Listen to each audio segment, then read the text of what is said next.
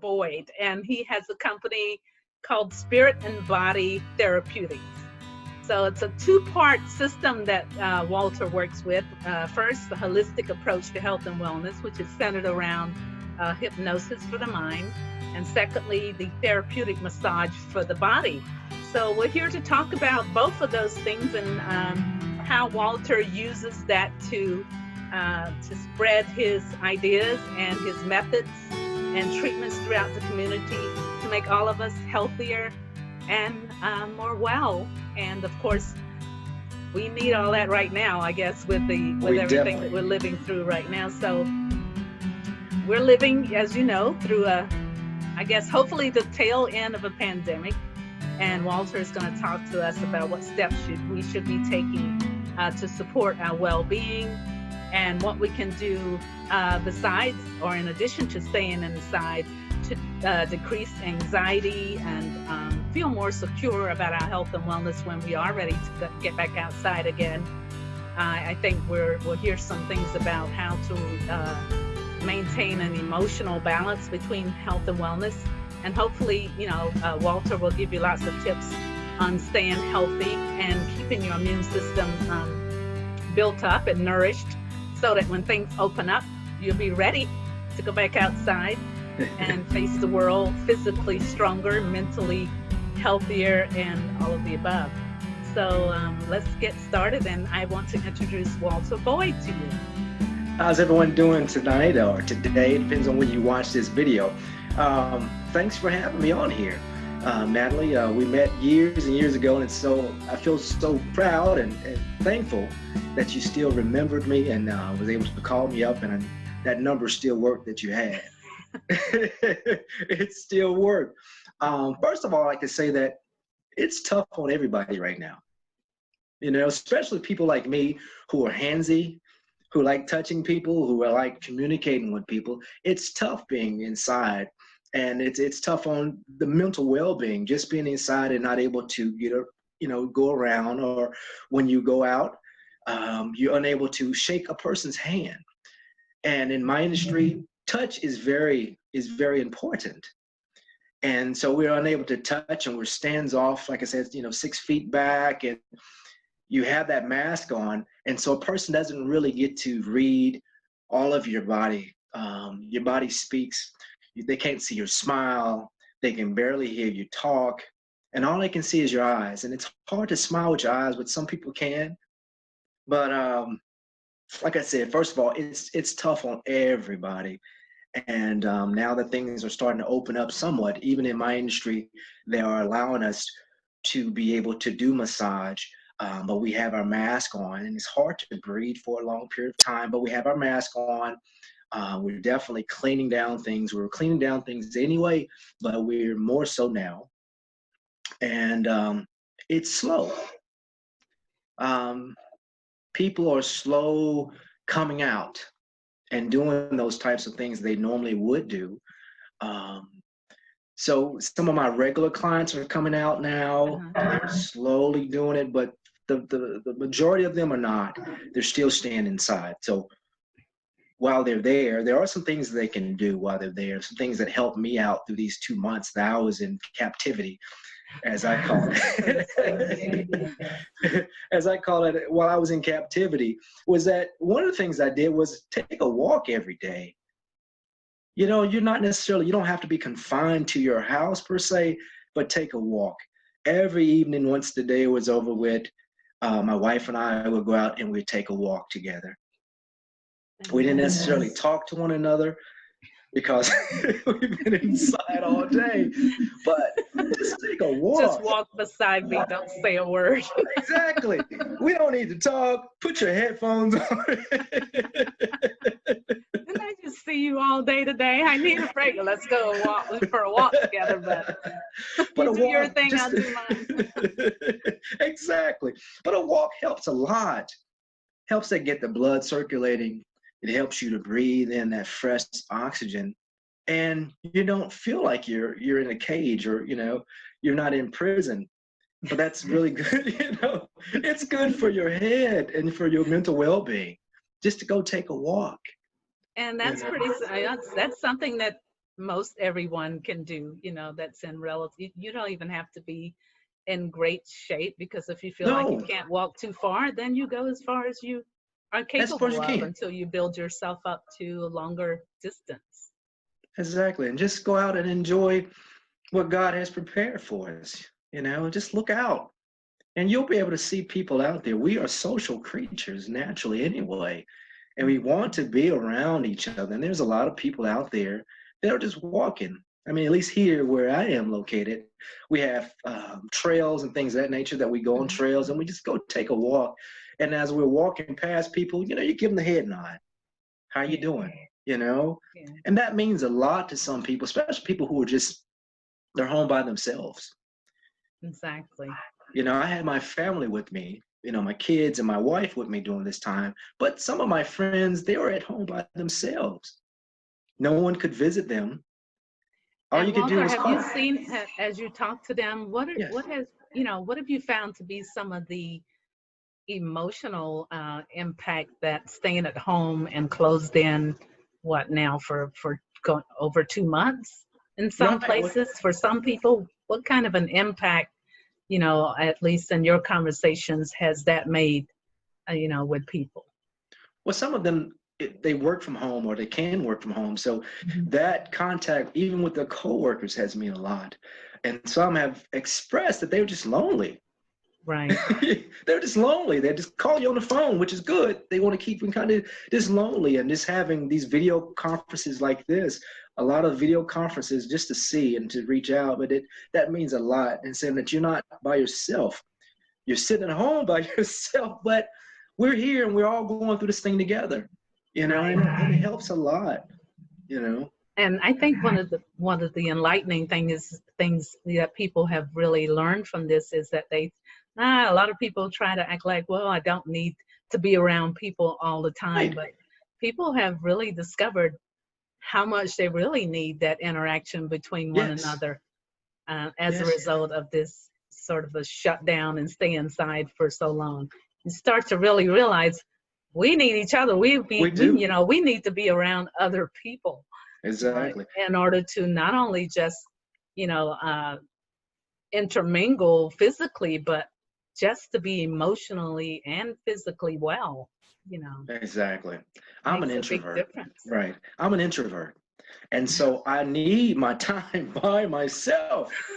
But all that time by myself can get like, I know what I Right. sound like. You're talking to yourself the whole time. And so it's like, why don't you shut up? That's a little more time to yourself than we bargained for, I think, is what we got. So, Exactly. so Exactly. So as we were saying, just reaching out to people and talking to them on the phone or Zoom, like we're doing right now, has helped a lot for those who are just sitting at home, and just those who are not just sitting by themselves. Please, just please reach out to those people who are sitting there and just give them your support. right. And I tried to do the best I could with those I knew that were just at home by themselves. And, you doing okay? You're okay? You're asking if they're fine, if they need anything. And just Right. those things like that, it means a lot to them. And it means a lot to your relationships, your friendships.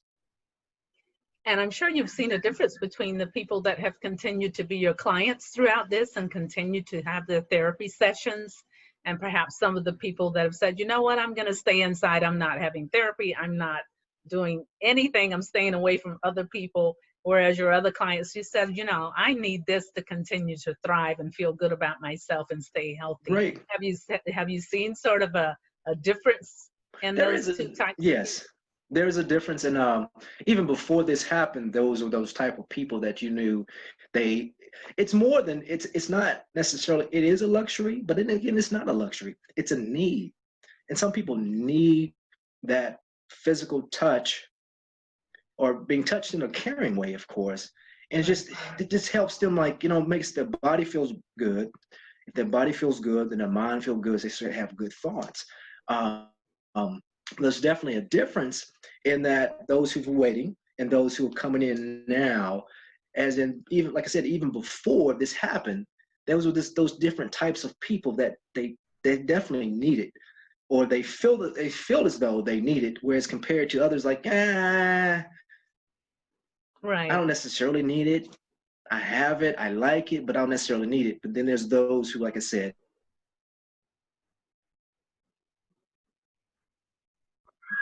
therapy means a lot to people. I've had um, I've had a doctor who's introduced me to some people who have had. First of all, let me start it this way. We don't know as therapists, and I often tell people, you don't know what you're touching.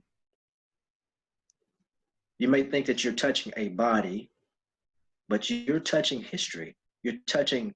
Sometimes they've been through abuse, Right. so you don't know. Like sometimes they say that a hug can mean a lot to someone. That may be the only hug they've had all month, all week. Right. So the massage is the same way. No one has touched them in a period of time, or they may not have a significant other or someone who's caring for them who touches them in a caring way in a period of time. So you have to use our um, our feel for that. It's like I said, you don't know what you're touching, so people need that touch. And I was saying that I have a doctor who has introduced me to people who have been abused, and there's different types of touch. And just to readjust or to bring them back, the doctor's in the office, of course, in the room, but to bring them back to being touched the right way in a caring way. So it means a lot. Wow, that's pretty amazing. I never would have thought of it that way. Um, that you and what you're saying, you don't really know what history you're touching there. You don't know, so you have to be careful. You have to be careful. So it's not just the physical therapy side of it, No, it's also the emotional, the psychological involved as well. exactly, It's really interesting. exactly. So take us through a session real quick and tell us, make Okay. us make us feel help us to feel the touch. um, well, first you come in. If I don't know you, well, we haven't had a session before. I try to get to know your history. You fill out a form, intake form. I read over that. If you have any issues, you put it on the form. But we get to talking, and you tell me when I sleep on my right side, my neck hurts, or my lower back hurts when I sit in. Oh, excuse me.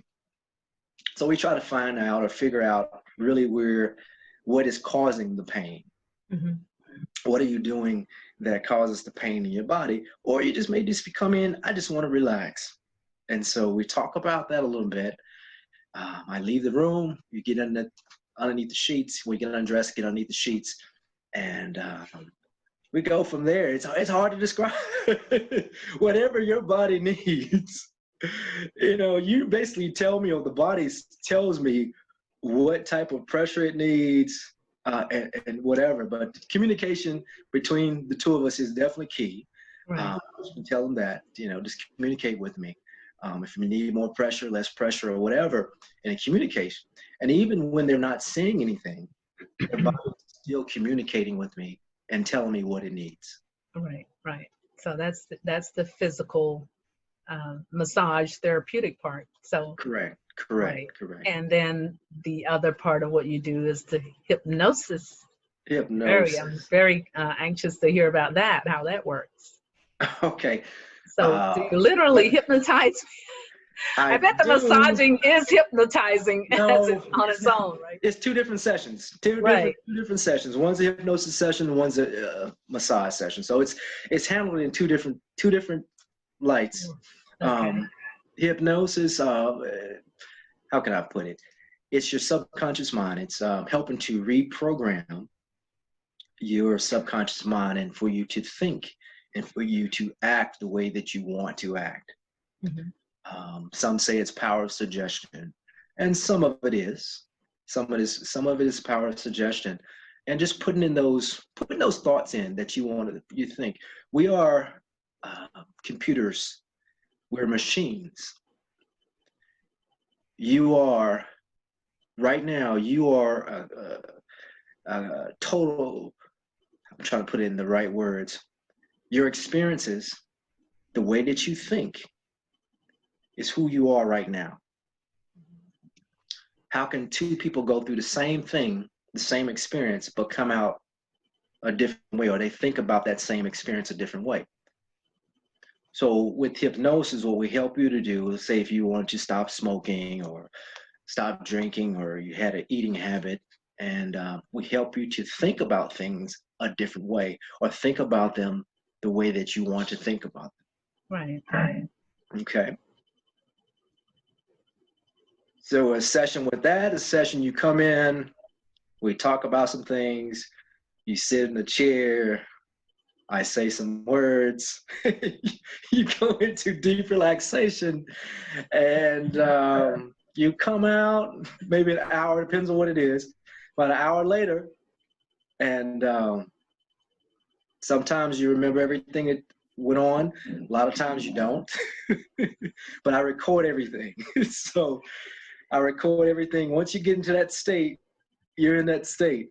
I did go to school for it. I am certified in different areas. There's two things that I think I sent to you. There's two things that I personally like to do is I like past life regression. Yeah, I see that. And soul journeying. Now, depends on who's listening or who's watching us right now. It does step on some people's toes and their religious beliefs, but we're going to end it right there. Unless you want to ask questions about it, I'll talk about it. But I'm not sure if I'll go there, or what if I went there, what I would even ask, because I'm not too. We can go there offline.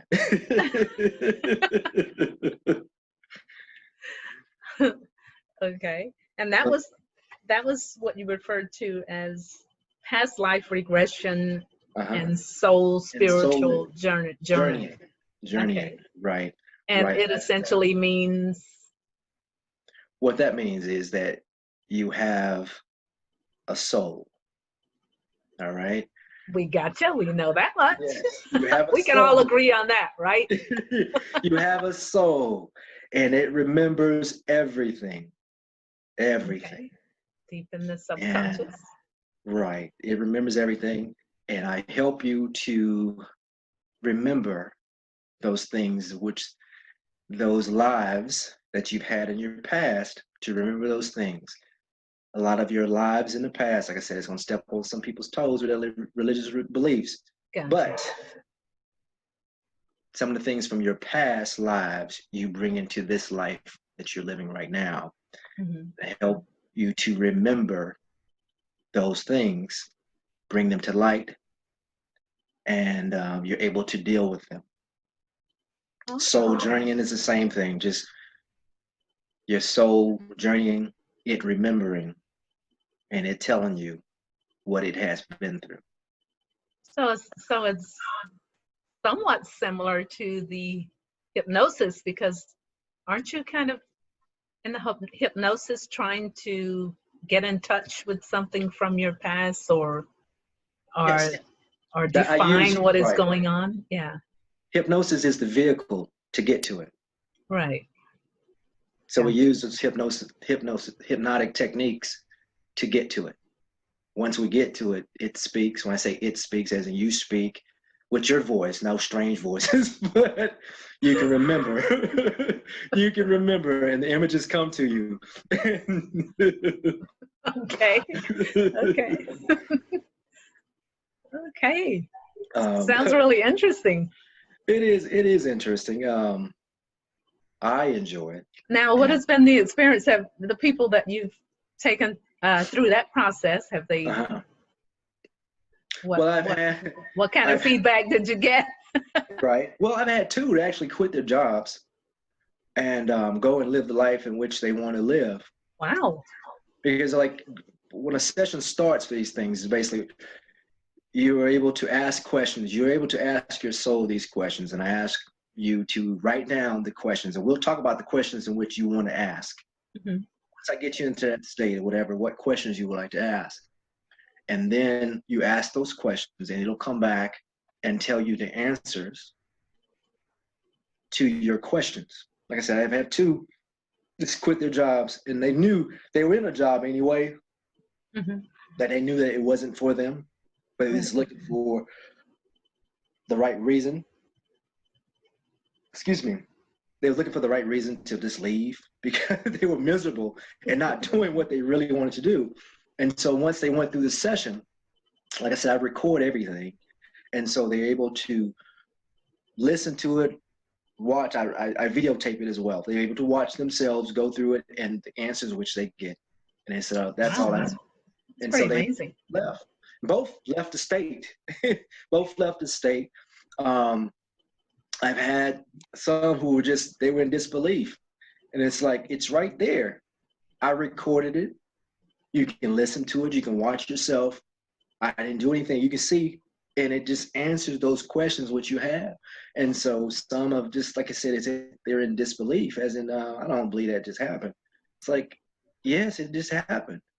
So are you saying that the person you're working with is actually answering the question that you proposed to them in your recording of the session? Oh, okay. They write the questions down. Okay. First, before we get started. These are the questions I would like to ask my soul or my spirit, whatever way you want to answer. Okay. And I verify these the questions that you want to ask. They say yes. And so once we go through the process, once we get to that level, they'll able to ask. It's like, ask your soul or ask your spirit, whatever that question is.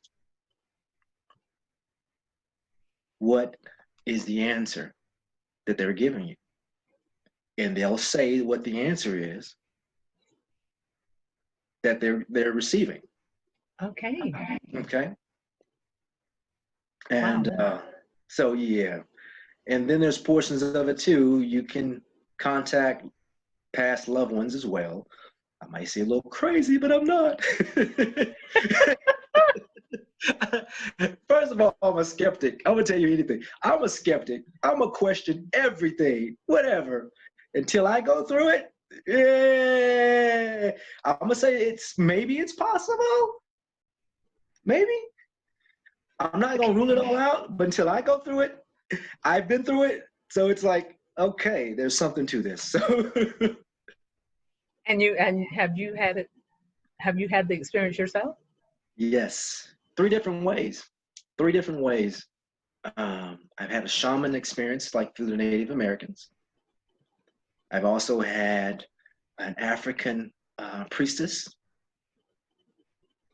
And the process in which I go through that I use, I went through that myself. I took a class. I went through that myself in front of everybody. I was the very first person they brought up, and I went through it. So I was like, man, there's something to this. Wow. I think I'm going to leave that right there. leave it. We'll talk about it some other time. But let's go back around. Let's go back to the original. Let's go back to. Let's see. Walking. Well-being. Exactly. Taking a walk, communicating with friends. Also decreasing anxiety, decreasing emotional imbalances.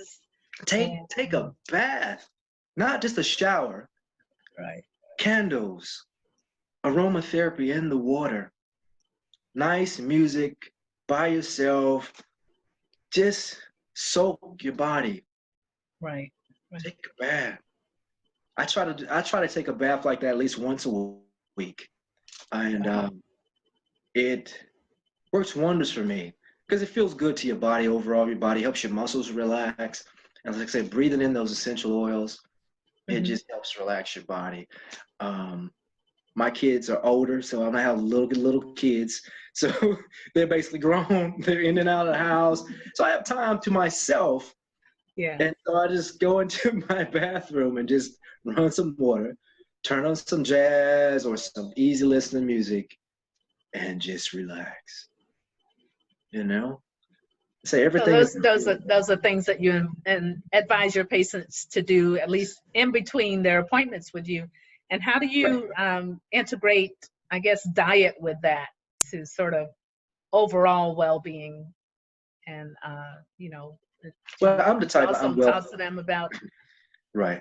I'm a vegetarian, so, Okay. or vegetarian slash vegan. I try to be more vegan as much as I can, Now, what but it exactly is vegan for folks that don't know? when I say vegan, I try not to have any animal byproducts, no milk, no Okay. cheese, or So not eggs. even milk or cheese is vegan. No, I try, and I say I try because there's so many things out there that they've put it in there anyway.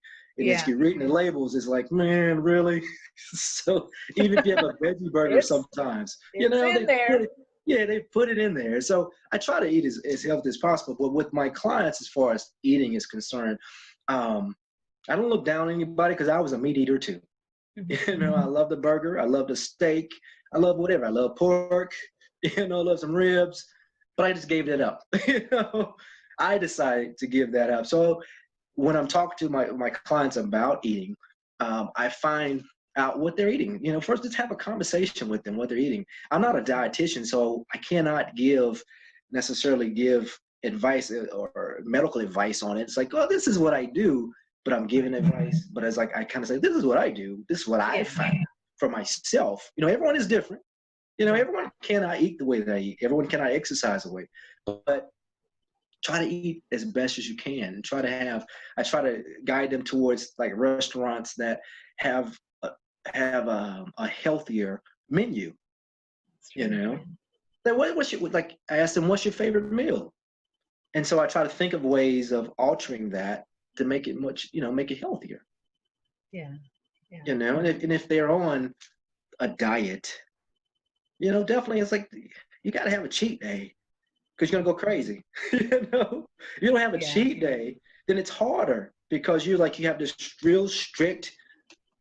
Everyone, they cannot just go on a strict diet right now. They got to have a little something. They got to reward themselves something, and just don't be so hard on yourself. Right. You slip up, start over again, keep going. Right. Yeah, I'm one of those people that has never really believed in the word diet. To me, the diet is simply what you're eating. Exactly. That's your diet. It's Right. it doesn't That's what mean it is. it's what you're eating. It's your diet, and it's important to, and one of the things that I practice pretty strongly is when I'm shopping for food to read the labels. Yes. And I think so many people, they pick what they like in the grocery stores, and they're not really. And unfortunately, that's a big thing right now, especially with the FDA and the struggle between families and what people on the board of the FDA are deciding to do, and not label some of the foods. But especially when you're a female and you're looking at the labels of food and you have had problems with thyroid problems or estrogen problems, you need to read the labels and make sure that what you're eating doesn't have high concentrations of soy. Yes. On the label. At least that's what I was. Those are the kind of things I've learned along the way about different foods. Stay away from foods that are heavily laden in soy products, and it seems like soy is in everything. It's in everything, right? You can't. But I did find out that if you choose the soy product on the label, when it says soy lecithin, it's better than when it just says soy. Okay. It may have less genetically modified things going on with it when it says soy lecithin. But I think that when people start trying to cut back calories and say that they're on a diet is when they start to have more problems, instead of just determining what the better quality of foods are that they're eating. I agree. And instead of worrying about cutting back on foods, just change what you're eating. Right. And maybe more whole change foods. Right. Less processed foods, more whole foods, preparing your meals. That's another good thing that came out of this lockup was that we had to prepare our meals. Right. Most of our meals, we weren't going out, we weren't ordering out, we're preparing the meals here. So when you prepare it, you know what's going into it. Especially if it's a whole food, you just chopped up that onion or those types of things. You know what you're eating, and we didn't gain weight. I can tell you that. We did not gain weight. I felt a whole lot better. See? And Amazing. right, right. And what that says is, you were eating out so much that you were eating stuff that were, that was extremely high in calories and not necessarily all that great for you. But now that you're purchasing it, you're actually being a little more conscious about what you're eating and Exactly. probably trying to save more money. So you're not shopping a little wiser at the same time. Yes. I never thought of that. The amount of, in some cases, of course, there's always exceptions, the amount of weight that people may have lost just from cooking their own food. Just cooking own food. Right. Right. And we would buy the dry beans instead of the canned beans. And so you get a whole lot more for less. I have an Instant Pot. So with the Instant Pot, it doesn't take long to prepare. And pot. it's sort of like crock, but it's sort of like that. Instant Pot is it's a pressure cooker. And it doesn't take maybe 40 minutes to cook some dry beans. And so season it up. But it worked for us. Yeah. It stretch those meals. And I mean, in my household and with my field as well, when we're not doing what we do, we're not massaging someone, we're not working, we're not getting paid. Gotcha. And so definitely we had to, in my house, we had to really look at things. Luckily, my wife was still working the whole time, but you do look at what you're eating, how you're spending things, So these are the positive things that have come out of COVID-19. Yes. Being shut in is not so great, but spending more time with family, recalculating your diet and looking at what you're eating and making better choices. So those are some of the positive things that people can think of that came out of this. And thinking. Right. You have a lot of time to think. You had a lot of time to strategize your future. Or how are you going to step forward from now? Right. Because when you're doing, you're not necessarily thinking about things or seriously sitting back, or you don't have the time to reflect. You can set a goal and say, I'm going to do these types of things, but how long are you really sitting back and really having to go through it and churn through it in your quiet space? Because it's not quiet when you're doing. It's just people always wanting something. You're always trying to accomplish something. You're always and there's a lot of noise. But doing this whole time gives you time to think and just be quiet in the quiet. A lot of people now are going to yoga and they're going to meditation. And through meditation is being quiet. And so this time should have been spent thinking. Just be sitting still and being quiet and listening to yourself. And that's another thing too. Listening to that voice. What's your voice saying? How are you talking to yourself? That's another thing that I talk to my clients about. What are you saying to yourself? Some people don't realize that they're negative. They have a whole lot of negative talk in their head. So you want to turn that off and be positive and turn to the positive thinker. Right.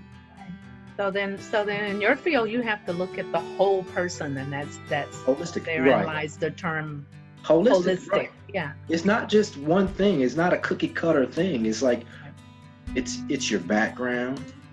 It's about where you are now, how you're thinking, how your body feels, what types of activities are you doing? Are you exercising? Are you not exercising?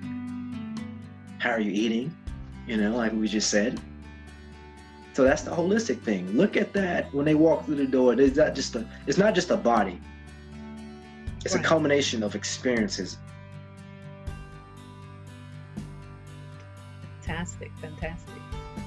And so what would you, as we wrap up, what would you say to folks watching this or listening to this that are 2 or 3 key things that they can take away from holistic health and wellness, and things that they can do beside, in addition to walking, but everyday things that they can do to just sort of keep their, I guess my whole thing during this was the immune system, because I knew this virus was out there, and I'm thinking, okay, what can I do, whether I'm indoors or outdoors, on a daily basis to make sure that my immune system is, staying strong, which was one of the surprising things also that I felt like was left out of all of the recommendations that we were hearing on the news every day about wearing the mask and the social distancing and everything. And I kept saying, why doesn't someone just say something about good old-fashioned, down-to-earth, organic things that you can do at home to build up your immune system and make it at least somewhat less likely for you to contract this virus, by doing those things at home. Right. I understand that. 3 things I would gather from that. I mean, you kicked that. You taking a walk. And like you said, that exercise, being quiet, meditation, and eating right. Right. Your immune system is what? Your gut is your main system for your immune system, right? So you eat whole foods or eat cleaner foods, and it'll help build your immune system.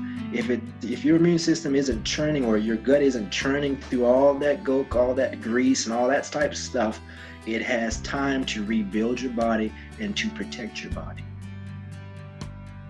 You're right about the gut. I've always heard that about the gut being the center and the source of everything that goes on throughout your system. Gut health. You would never think, but the importance of the gut. Right. And just like your mom said, eat your vegetables. Eat your vegetables. If one thing I'm going to tell you, if you eat your vegetables, and a lot of vegetables, it helps to clean you out.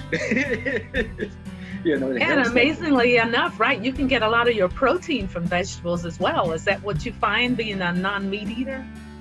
I eat a lot of beans. I'm sure your wife doesn't appreciate that, no?